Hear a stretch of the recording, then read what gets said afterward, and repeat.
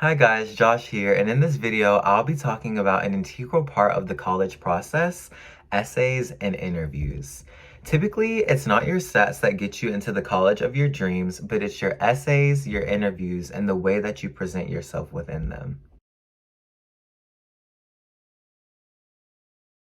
When it comes to applying to college, the biggest essay that you're going to have to focus on is known as the personal statement.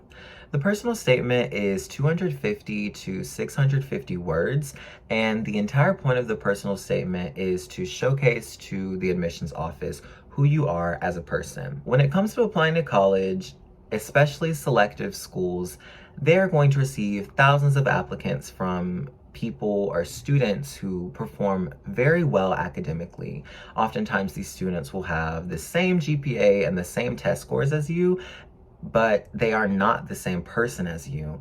And colleges are looking for certain attributes in the students that they admit. And in your personal statement, this is where you show them that. One of the biggest mistakes that a lot of students make when writing their personal statement is they choose to focus on a hard time in their life, but solely focus on that. They don't show any growth. They don't tell anything about how they were able to persevere.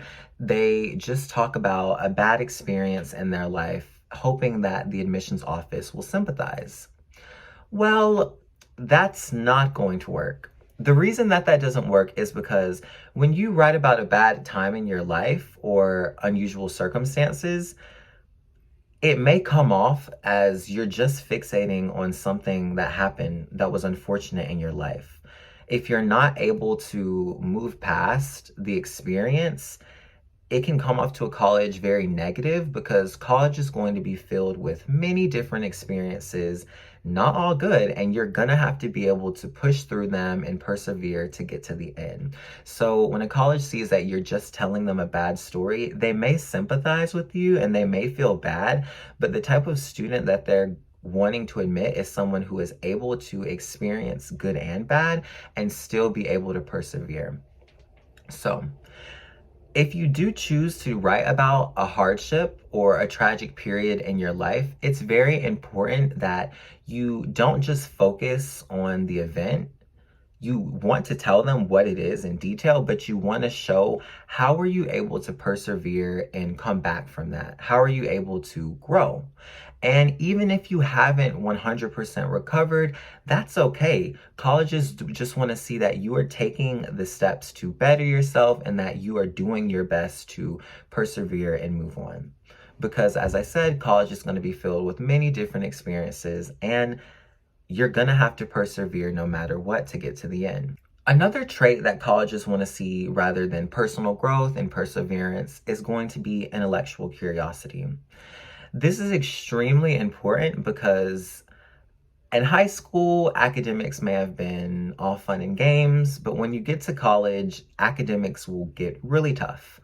They're going to be challenging at times, and sometimes the only thing that's going to be able to really pull you through is your intellectual curiosity, which is going to ground you and keep you disciplined.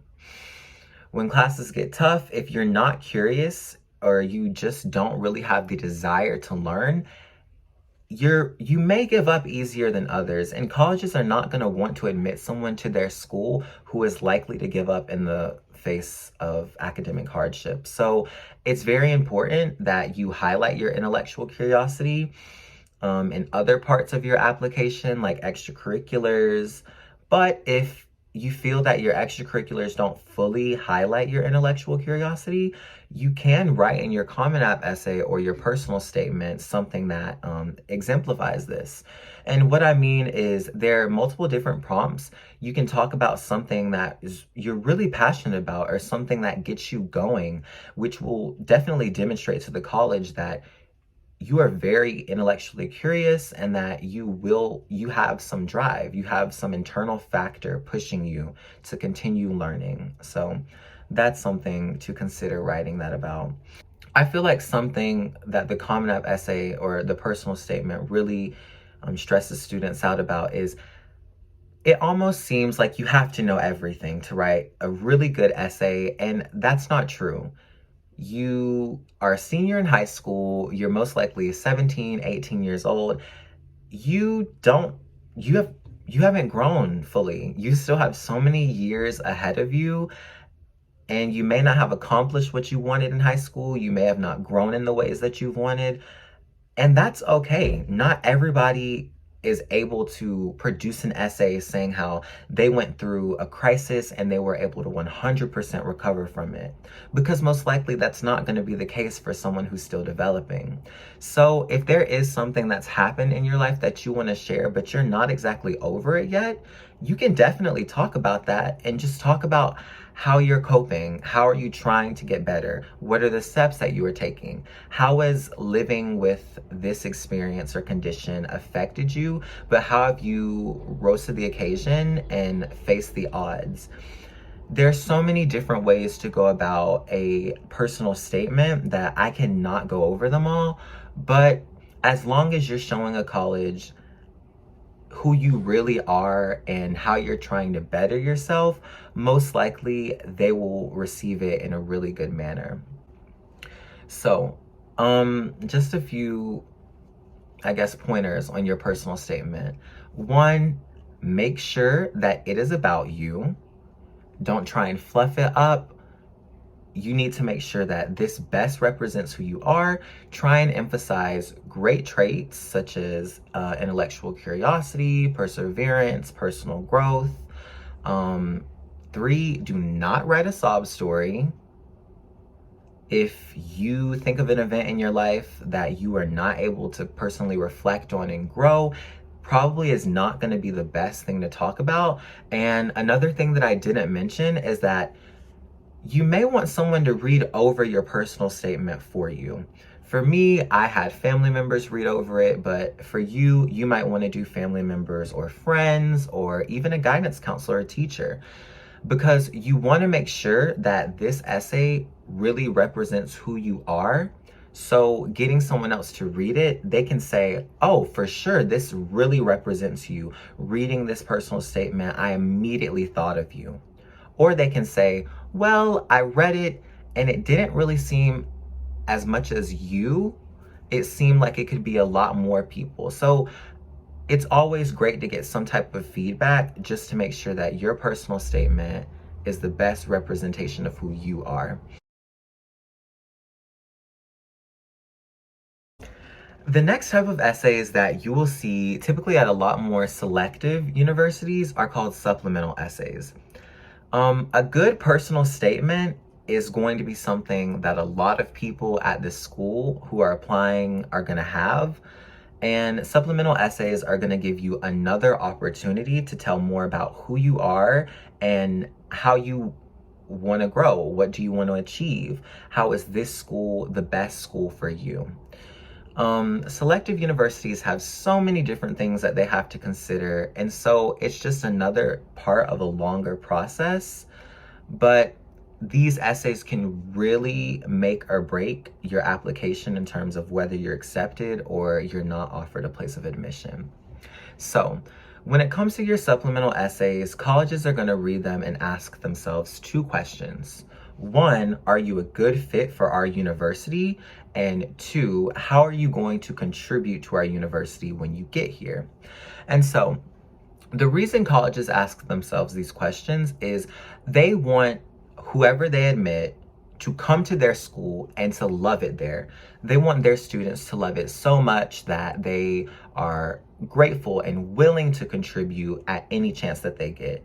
They want to admit students who know what they're looking for, who know they want to benefit the community. And when you are not able to fully tell this in your essays, it leaves it really hard because the college is kind of guessing at that point, well, is this student really the best fit? And with things in your control, with this essay being in your control, you really want to sell the college on saying, hey, this is the school for me. This is exactly where I want to go. You don't want to leave college admissions counselors wondering, well, maybe, maybe not. You want them to, after reading your essays, be for sure like, this student, we know definitely they want to attend. Let's go. Because colleges are all about increasing their yield, making sure that whoever they accept is going to admit their decision. So it may seem a little bit challenging, but there are definitely ways in which you are able to show how you want to benefit their community. And so the way that you can do this is through research. You really can go on Google, you can go on university websites, you can talk with students who attend that university, you can look at brochures or pamphlets. You just want to figure out everything about the university that you can, and then see what opportunities at this school will I be most interested in and will I take advantage of. And so this research could be specific classes. Like for me, I'm very interested in the sciences. And so in some of my supplemental essays, I talked about certain biology classes or genetics courses. But I'm also very interested in humanities and African American history. So I talked about, well, how will this class help me to grow? And how will I take advantage of that specific education? So whatever you're interested in, if there's a class for it that's very niche, you can definitely find it on a catalog and then mention that in your essays. Schools will definitely know that you took the time to research their institution and they will value that. The next thing that you can look at are professors and research. And you don't want to just say, I would love to attend this school because Professor Weinberg really, he loves his students. That's not really what they're looking for. When it comes to professors at a lot of top tier institutions, these professors teach, but they also conduct research, or they mentor students for certain programs, and that is what you're going to want to touch base on. So, for example, if Professor Weinberg is very into literary research and writes literary criticisms on some of the classic novels, and you want to be an English major, you having him as a mentor could definitely help you, and that is something that you would want to mention in your supplemental essays as to how that experience under that professor would help you in achieving your future goals. Or if your professor is a STEM professor who does a lot of biology research and ecology, and you have dreams of being a field ecologist, you could talk about how the exposure to that type of research or the specific research that the professor is doing will be very beneficial, because you will already have some idea of what it's like, and it might be in the specific field of ecology that you like. So when it comes to professors and research, that is definitely what you want to look at. Another thing could be academic programs and majors. Some schools offer majors that you will find at every other school, while there will be some majors that are very distinct that you won't find everywhere else. And so if you're applying for a niche major, like some schools may have cognitive science, some schools may have certain literature majors. If the school that you're applying to has that, you can definitely touch base on that and how this opportunity is so unique because it's not offered anywhere else. And so that definitely will make the school think, well, this student really loves our school. They have a one-of-a-kind opportunity here and they will be ready to pursue it. So let's admit them. That'll definitely help you. Another thing that you might want to mention in your supplementals is the curriculum. Schools that I were considering, such as Brown and Columbia, they have very different curriculums. I know that Columbia has a core curriculum that has classes that students for over 100 years have been taking, and every freshman and sophomore has to take these classes. There's no way out of them. While schools like Brown have an open curriculum where you are not obligated to take any class under any certain academic area or discipline. You get to pick all of your classes. So if a core curriculum is something that you're really interested in, then that is something that you definitely want to indicate in your essays. And then you could talk about how maybe certain core competencies would help you to grow as an intellectual in our changing society or things like that. Or you could talk about how being in an open curriculum could foster your love of learning even more because you are not required to take classes that you just don't really like. So that's another thing that you could definitely mention, especially if a school prides themselves on their curriculum. That's something that you want to talk about. Um, Another thing that you could mention are clubs and activities. These are definitely going to be things that are going to be unique to certain schools. In high school, you have many opportunities such as honor societies and science bowl and science olympiad that are going to be offered at every other high school. But when you get to college, the opportunities there are going to be so different than at any other school. And so when it comes to clubs, if you can find something that really suits your interests, you can talk about that. You can talk about what they do and how that will help you or how you want to contribute. How do you want to change that club for the better? Those are definitely things that colleges are going to really enjoy, and they're going to know that you looked up their school, that you did your research. Um, and then another thing that you may want to talk about are summer programs. For me, I'm very interested in biology research, and a lot of the schools that I applied to, I made sure that they had summer programs where I could possibly conduct biological research, and I mentioned those in my supplemental essays. So if your school has a certain study abroad program over the summer, a certain research program, you may want to talk about how that will help you to achieve your future goals and how you are eager to pursue that opportunity because one, it'll show the college that you've done your research, but that you have a plan for when you get there. That's pretty much it when it comes to supplementals and what you could include. Another thing maybe that you could include is your experience at the school. So if you've been to a high school pre-college program there, or that you've gone on a tour and there was a certain thing that you were keen of or that you enjoyed, those are other very personal elements that you could include in these supplemental essays that may do good for you. So when it comes to supplementals, the main things that you want to think about are how will the opportunities that you've researched, how will they help you reach your future goals? How will you want to use the research that you find to your advantage? You don't just want to mention, well, they have this, they have that. You want to say, how will you take advantage of this? And then make sure that how you will take advantage of it is related to your personal goals and who you are as a student, because many other students applying to these schools will have done research and they may mention the same things as you. But if you're able to personally tie whatever activity to you, it will definitely be to your benefit. Now off to interviews.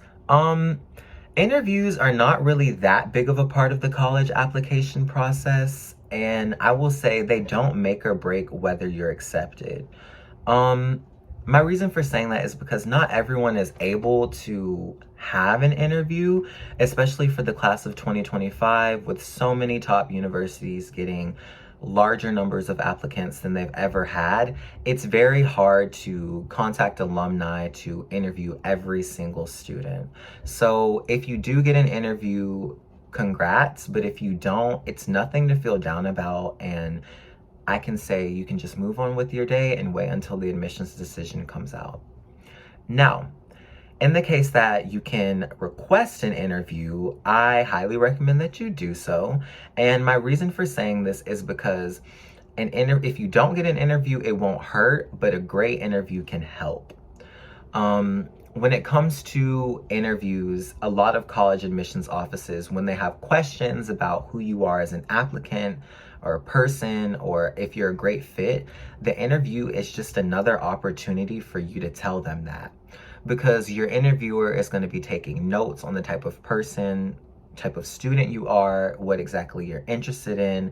And if they have any questions, they can look to those notes, which can definitely help them when making a decision about your application. When it comes to interviews, I would say you need to know a couple of things. One, you need to know who you are. You need to know what makes you you, what are you interested in, what makes you tick. And two, you need to remember the research that you've done for your supplemental essays, what exactly drew you to the school in the first place. And lastly, three, you need to have a few rapid fire questions for the end when the interviewer is like, do you have any questions for me, or is there anything else you would like to talk about? So, for one, when I say know who you are, in my interview experience, I had done so much research about the colleges of my choice, only to be asked questions not about that. My interviewers would ask me questions like, well, what are you interested in terms of academics, or how is your interest in STEM related to other aspects of your life? I even got a question asking me about what would you do to cure COVID-19. The questions that you can be asked can be all over the place, but as long as you have a general idea of who you are and stuff like that, when they ask you about your personal interests, what you might do outside of class, or things that you care about, I think you'll definitely be fine. When it comes to research about the school, when they ask you about your interests, that's where you can talk about your interests, but then incorporate how you can further explore it at the school. And then three, as for questions, it shows that you're prepared. And this is a very big attribute that colleges want to see, but it just shows that you have taken the interview seriously. So to go over that again, it's very important that you know who you are, what you're interested in, why you're interested in it, and then to just use the research that you've done about this school to show how you can pursue your interest there and how that school is the best fit for you, and then just have a few questions. About interviews, I would say some schools have etiquette, some schools don't. I know for my interviews, they were very relaxed about it. They didn't require me to dress in anything that was fancy.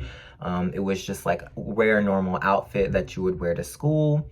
I would say don't wear sweatpants, don't wear a hoodie, but maybe just a nice top, some jeans or some khakis, whatever.